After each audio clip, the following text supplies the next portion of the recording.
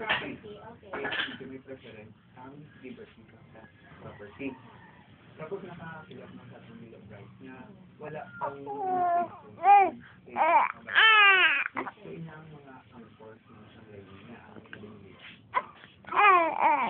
Hindi naman na kami admit.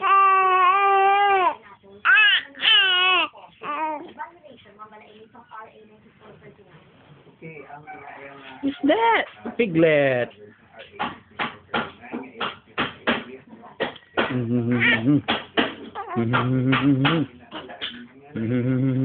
Batas ko na sa number na laying.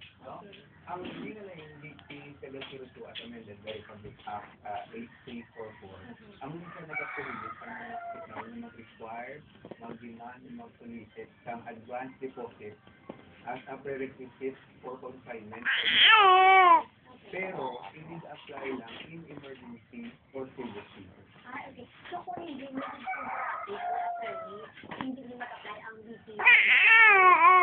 Apply, kailangan ang casual emergency. Again, so it's a matter of like threatening or legally kung hindi sa lahat ng immediate medical treatment para maka-suffer sa disability.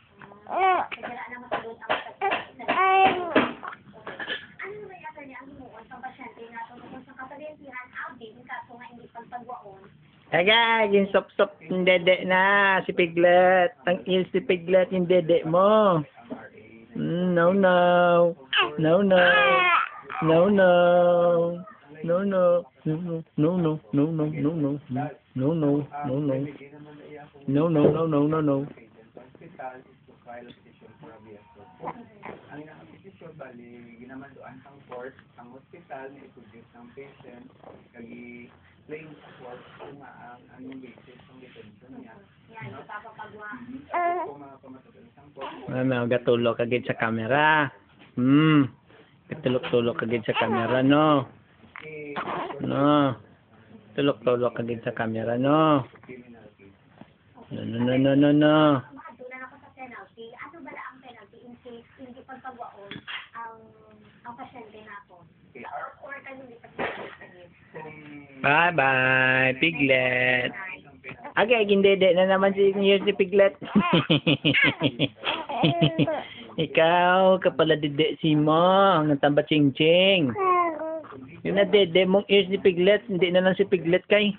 Ang fine is Bye-bye. 100,000 pesos Bye. of 6 months and 1 day to 2 Bye.